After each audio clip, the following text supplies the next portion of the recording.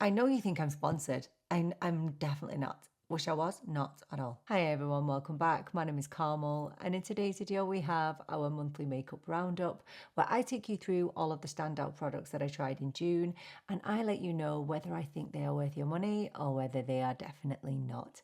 So if that sounds like something that you might be interested in, then please do keep on watching. So the first thing that I wanted to mention is that I'm currently getting work done on my house. So if you can hear some distant drilling, I'm really, really sorry. I will obviously stop filming when it gets really loud, but when I can only hear it in the distance, I'll continue. But I just want to apologize if that does interfere with anything. And the second thing that I just wanted to mention was that now that we are coming up to the summer holidays, my children are going to be off school and I am going on my vacation to Spain also. So I just wanted to let you know that I have pre-filmed videos and I am hoping that I will be able to maintain my current schedule, but there could be a week or two where I am a little bit all over the place, or whether there might be one video instead of two, and I might be a little bit slower to replying to comments because I really want to be present in these summer holidays. I want to really try and spend time with my kids. You know, they're getting so much older now. So I just wanted to let you know that, just in case you're wondering, where is she and what is she doing? That's why. If this is the first roundup video that you are watching, I don't talk about everything that I tried in June, just the real standout products for one reason or another, good or bad. I want to start off by talking about this concealer I tried from NYX. This is the NYX Wonder Snatch Concealer. So I am really conflicted when it comes to this concealer. The main reason why I'm conflicted is because you get a really small amount of product in here, so 3 ml, and that is really kind of unacceptably low. However, I did put out a video earlier in the month where I spoke about shrinkflation, so the fact that we are paying more but products are getting smaller and smaller. But I did say in that video, you need to decide whether a product, despite the cost, despite the size, is worth it for you.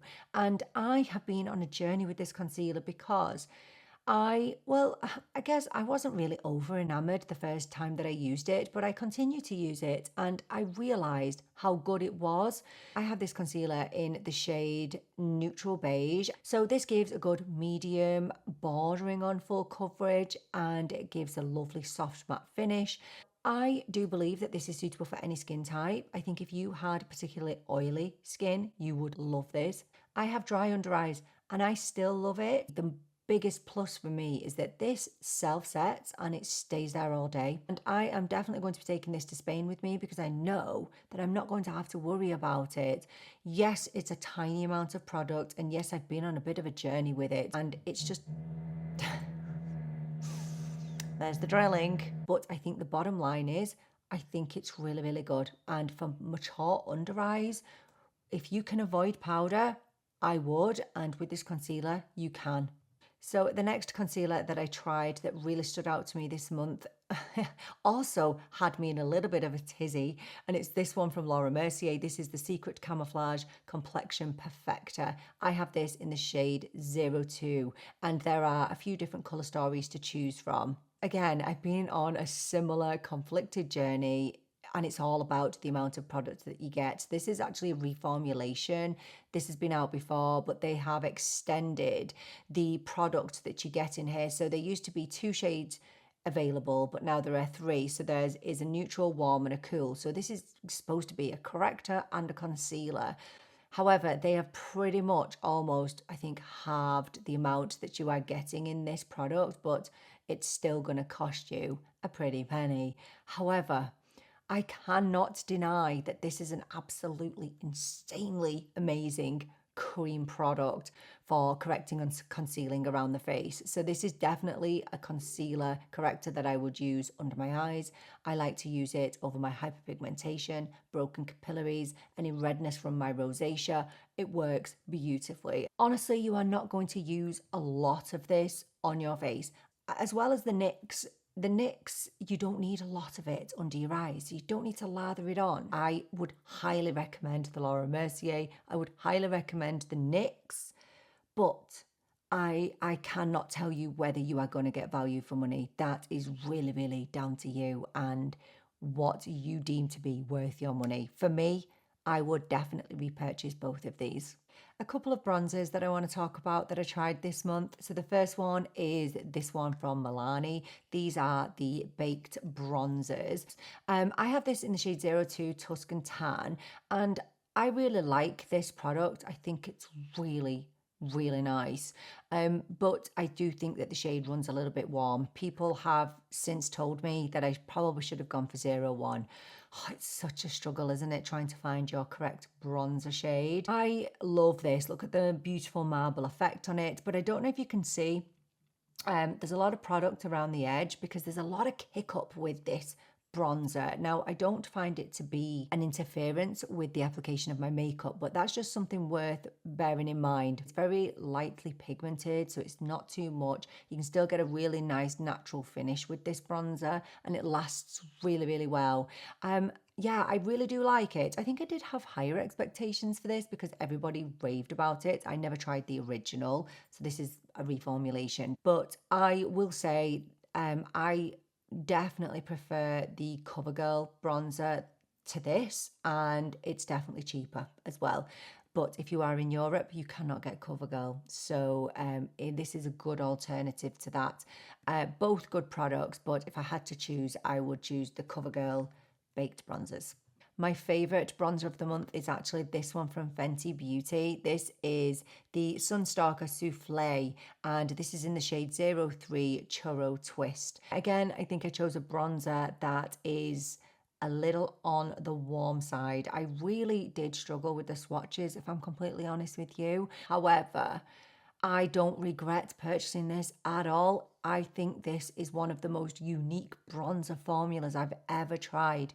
So this is actually a pressed mousse bronzer, and I expected it to feel moussey, I expected it to feel creamy, but it's none of those things, honestly. When you touch this, it doesn't feel creamy at all. It just feels like a powder. It feels really dry.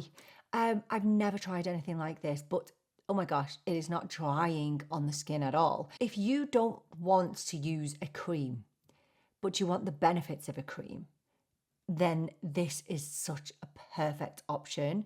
So I find this to be very blurring, very smooth on the skin, gently warming, and honestly, I don't think I've had a longer lasting bronzer ever in my collection. So it is completely budge proof. It just lasts all day. And if you are looking for a bronzer that is sweat resistant, humidity resistant, fade resistant, this is perfect. It's the perfect summer bronzer. I really adore this. And again, this is definitely going to be coming to Spain with me. I kind of knew I'd love this, and I really do. By the way, you get a massive 15 grams of product with this Fenty bronzer, and if you compare that to, for example, my other favorite, which is the Makeup by Mario Skin Enhancer, that has 5 grams. So definitely getting your money's worth. Oh, I tried some lovely blushes in June. I definitely did. This one from Dior, the Dior Backstage Rosy Glow Powder Blush, and this is in the shade Dragonfruit.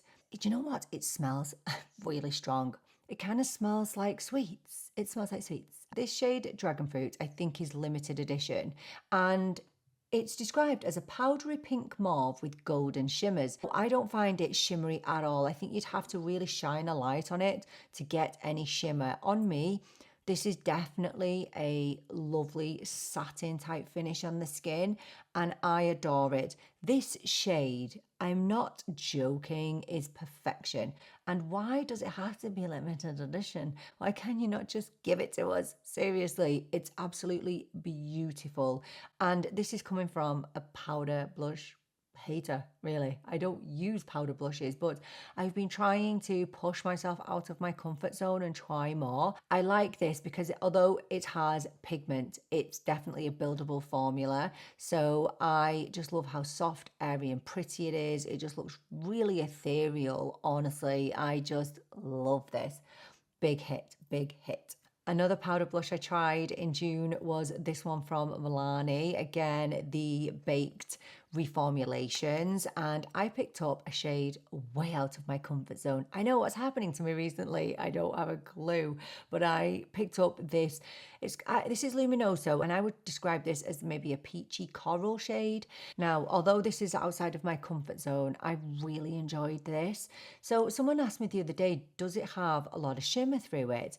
I, again, like with the Dior blush, I didn't notice any shimmer in there. I had to get my torch out and really shine it on a swatch, and it was only then that I saw the most faint bits of shimmer in there. And honestly, I think it just boils down to the fact that with a good blush, a good luminous powder blush, you do not see the shimmer on your face. I have never put Luminoso on or the Dior blush on and thought that I've seen shimmer on my face, like with either of them. It's just the perfect peachy summer shade. And people did tell me that the original Luminoso had a little bit more pink to it, and I think I would have loved that. I do, I really do. But I do like this, and it's definitely pushed me outside of my comfort zone. I just love a cool toned blush. That's just my favorite. But this is beautiful, a beautiful formula. If I was to choose between the blush and the bronzer with Milani, I would definitely choose the blush, and I would definitely be interested in getting another shade of this, maybe a cool toned one. Yeah, maybe a cool toned one. Honestly, my favorite blush of the month is a liquid blush from Nars. This is so good. This is the Nars Insatiable Liquid Blushes. I picked this up in the shade Calor, and I just love this. It is everything I imagined it to be. I used to be a massive Nars fan back in the day, but they kind of just fell off the wagon a little bit for me. But when I saw that they were bringing out these liquid blushes, I was absolutely going to get one because I love liquid blushes and I had really high hopes. And you know what? Absolutely not disappointed. What I love about this blush is that it has real customizable coverage. So if you want a sheer flush of colour, go in with 1 dot. If you want to build it up, go in with 2 or 3. Highly pigmented, but at the same time customizable. And honestly, that is what you want from a liquid blush. And it is super long lasting. Now I am wearing it today, but I think it's pulling a little bit warmer because of the Fenty bronzer that I'm wearing today. So I think there are satin options and shimmery options, and I picked up a satin. It's just perfection. And I just wanted to say, I did a collab recently with my friend Rhoda over at Paint the Face. And that was filmed a good few weeks ago. So none of these recent products are in that video, but definitely a highlight of 2026 for me this year. This blush is fantastic. If you like liquid blush, you will fall head over heels in love with this. I can guarantee it. I tried a couple of highlighters in the month of June, and I really want to talk to you about this one. So this is the Milani highlighter, and this is in the shade 01 Dolce Perla. I initially wasn't really enamored with this because I didn't feel like it had a lot of impact, and I've been really liking, a lot of highlight recently because I took about, well, maybe over a year where I didn't wear a lot of highlighter because my rosacea was annoying me, and because my skin has kind of cleared up a little bit recently, touch wood, touch wood, touch wood again, I have been able to dive back in. So I think I just wanted like highlighter that you could see from space, but I've played around with this, and I have realized that this is a highlighter that you can wear really, really soft on the skin, or you can really, really amp this up. So in the footage, you will see that I really took time to build it up and I got that intensity out of it. And a lot of people did say in the comment section when I reviewed this that this is the perfect highlighter because it just looks really soft and it doesn't emphasize texture. And you know what? That's one thing that I'm going to give this highlighter. When you go in really softly with this, I didn't get any enhancing of pores or texture. I thought it was marvelous, honestly.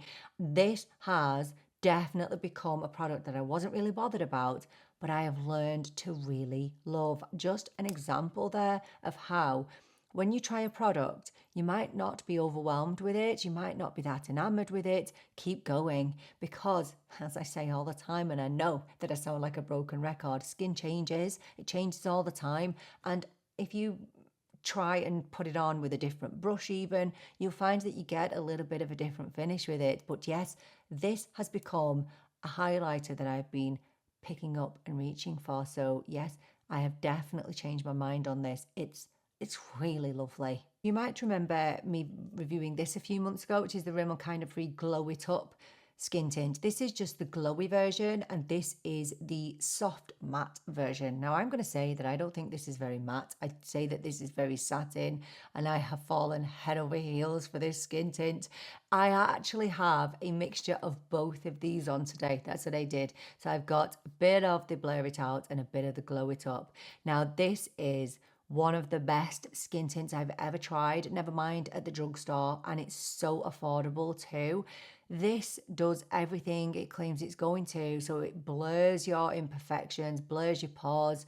It is so easy to blend out. It sets down and it stays there. I don't feel like I need to set this.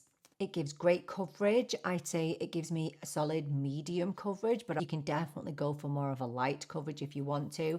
Now online it says that it has an SPF of 20. I can't actually see it on the packaging anywhere. However, you know, we'll go with what it says online.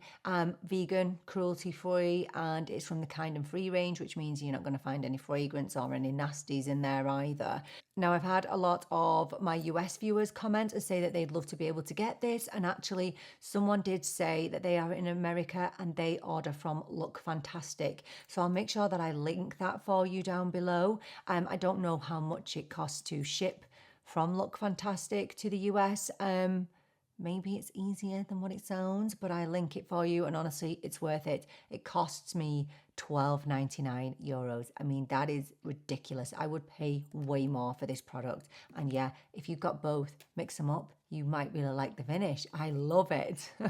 We'll talk about a few eye products, and I'm going to talk to you about these. These are the Charlotte Tilbury Exagger-Eyes Easy Eyeshadow Sticks. You can either pick up these in a matte finish or a satin finish. I picked up one of each. So I picked up Matte Mink Sculpt, and I also picked up the Satin Oyster Twilight. I have only Oyster Twilight on my eyes today. So in my review, I did say that I'd had a little bit of a mixed experience with these. So I find them really ridiculously easy to blend out, to apply. Probably the easiest eyeshadow stick I've ever used. However, I did feel that sometimes when I've worn these that they've not lasted as well, and maybe become a little bit patchy towards the end of the day, and I've continued to use these. And I did suspect that it was more the matte one that was the culprit, and I'm going to stick with that and say that I definitely prefer the satin over the matte. I still love the colour of the matte, and it's not terrible. Oh my gosh, it's not terrible at all. But I've just not had the same experience with the two finishes. I don't know whether that's in my head. It could be. Yeah, it could be in my head. I don't like them layered. I just don't like them layered. I think that's another conclusion that I've come to. I definitely prefer them individually. I definitely prefer the satin over the matte for sure. I picked up two of these this month. These are the Revlon Glimmer Liquid Shadow Sticks. So these are different to the Charlotte Tilbury. Charlotte Tilbury are creamy, these are liquidy, and these are a metallic finish, and these are absolutely lovely. So I am going to show you footage of me applying the shade that I didn't use in my review. So in my review, I used the shade Starstruck, and it is absolutely beautiful, gorgeous, coppery, summery shade. And in the footage, you are seeing me apply On Cloud Shine. Now I'm going to say that I found On Cloud Shine, the cooler toned one, a little bit more glittery than Starstruck. So honestly, I have been preferring Starstruck, and I had a lot of people in my comments saying that they also loved this formula and they also loved the shade Starstruck. It's just so easy, honestly. The only thing I'd say with these is just work a little bit quicker, because once they dry down, you can't budge them. So not like a cream where you can move it around a bit. Liquids tend to set down. So if you've not blended out an edge, then it's going to stay there. So just apply a minimal amount. Don't build it up too much because it'll get a little bit gloopy. Work to blend it out quickly. You don't have to do a lot of blending, by the way. They are very, very effortless. So if you want a bit of high impact on your eyelids, but you don't want to put a lot of effort in, these are really gorgeous. I want to talk to you about some lip products that I tried this month. Very exciting. So I tried these, the Maybelline Peel Off lip liners. So basically these are a product that you apply and leave it to set for a few minutes, peel it off, and you'll be left with a stain. And these literally last all day long. So I have a full review on this. So I have two shades. I have Aura and I have Haze. So Haze is more of a cool toned mauve, and Aura is, no, I wouldn't say it was cool. Maybe a little bit on the neutral side, a little bit of a neutral brown. And I have that on today. So today, what I did, I literally applied a really light layer of Aura, just as I would with a lip liner. And I only left it for about 2 minutes and peeled it off. And that is how I like to use it. Now, if you want more of an intense stain, then you will leave this for longer. So leave it for 5 full minutes. But these are so no budge. And actually, I think they are really user friendly. I have definitely been converted to this kind of product because I'm not a fan of lip stains, really, or kind of products that I think are a bit gimmicky. But this isn't gimmicky in my opinion. And you can go and eat, you can brush your teeth and it will still be on your lips. Obviously, if you are constantly rubbing your lips all day, then it's probably going to fade a lot quicker. So, you know, you kind of have to use a little bit of common sense with it. I tend to leave my lips alone and carry on as normal, eat and drink as normal all day, and it will still be there at the end of the day. These are really, really good. I've been really pleasantly surprised with them. My favorite lip products of the month are these from Maybelline. These are the Maybelline Lifter Gels. Now, I'm going to moan first because, you know, I like to moan. The packaging is so flawed in every way with this product. You have to twist it up and it's supposed to, you know, give you the most perfect amount of product, okay? That I disagree with. Yes, it will distribute product, but it will continue to come out. This is the shade Sugar Spritz. And although I like the shade, so it's very clear, I don't really like the taste of it. It tastes really bitter. Yeah, so I don't like that. I don't use that shade, but I definitely use this one. Now, this is the shade Shake Strawberry, but I've seen it called Strawberry Shake as well. I don't know what the actual name is for it. Not only is the packaging flawed, I hate the twist up packaging, but look at all the writing has come off. Yeah, I know I've used it, but come on, like, why is the writing coming off? Who decided that this was the packaging for this? I mean, put it in a tube, it would be perfect.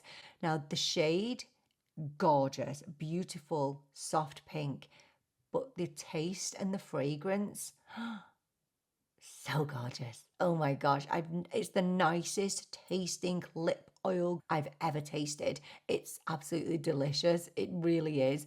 I love this. I love how it looks. I love how it feels. So nourishing, hydrating, no stickiness. It makes my lip lines look more full. There's no plumping, by the way. It's not plumping at all. It's so comfortable. These are phenomenal. I just wish that they weren't in this packaging because it's rubbish, but definitely one of my favorite lip products of the whole entire year. I love it, but the packaging's rubbish. I tried a couple of mascaras this month. So this one from Revlon, the Revlon Colour Stay Full-Time Mascara. Yeah, I love drugstore mascaras. They are brilliant. And I think this might be the first Revlon mascara I've ever used. I've been missing out, clearly. This is a perfect beginner mascara. It's perfect for easy everyday applications. It has a really lovely dainty curved brush. The brush doesn't retain a lot of product. It's very easy to apply. It gives you really nice, soft, natural, fluttery lashes, not clumpy, lasts all day. Now, obviously, it's not waterproof. So the other day, my hay fever has been off the scale, and my eyes, I was ready for ripping my eyeballs out the other day, but I was putting in some eye drops, and I should have just took my mascara off. Really, that would have been ideal, but I like to make life hard for myself, so I put in the eye drops, and then I did notice the mascara did start to come off. So yeah, it's not supposed to be waterproof. So if you have watery eyes, I wouldn't say that this would work for you. I would say go for this, which is the Maybelline Sky Tubes, which is a holy grail of holy grails. You know, I can't get through a video without mentioning that mascara, can I? I know you think I'm sponsored. I'm definitely not. Wish I was, not at all. I love this mascara. So when I don't want to use my tubing mascara or I want to save it, I am using this one. Oh, it's so, so good. Really good. Now, the other mascara that I picked up is this from Too Faced, the Too Faced Ribbon Wrapped Lash Mascaras. This is a tubing mascara, and it's the mascara that I have on today. This has definitely been a grower. I wasn't really that enamored with it the first couple of times I used it, but as we know with mascaras and as we have learned, sometimes they just need a little bit of time to warm up, and that was definitely the case with this. It's a brilliant tubing mascara. Now, when people ask me what the similarities and differences are between this mascara and the Maybelline Sky Tubes, I would say that if you are looking for beautiful volumized lashes from your tubing mascara, then go for the Too Faced, because this gives you volume. And honestly, I don't think I've ever had a tubing mascara give me volume before, to be honest. Usually they give you length but not volume, and it doesn't dry down rapid like the Maybelline does. So, but if you want length, then I would say go for the Maybelline Sky Tubes. I still will stand by that I prefer my Maybelline Sky Tubes. That's just my holy grail. But this is definitely a good one. And honestly, it's been a long while since I have rated really a higher end mascara. So I'm kind of happy. It's really easy to remove, but not as easy as the Maybelline. I really like it. But again, if I was to say just get the Maybelline. So we finally got this product in Europe, the Maybelline Fit Me Loose Powder. So this comes in 3 shades. I picked it up in Brightening Pink 02. And do you know what? This has also grown on me. I have it on my face and under my eyes today. And in my review, I said that I liked it on the face, but I didn't love it under the eyes. But actually, I think it depends on what concealer you use, to be honest. Now, can you see it? I don't want to hold it up so that it literally spills everywhere. It's very pink. In comparison to some of my other pink powders, it's like really super duper pink. But actually, it doesn't come out super pink on the under eyes or the face, because I was worried about that. This powder is actually very, very blurring. I really enjoyed using it, particularly on my face, so just around the pore area, around the T-zone, where I look a little bit on the shiny side.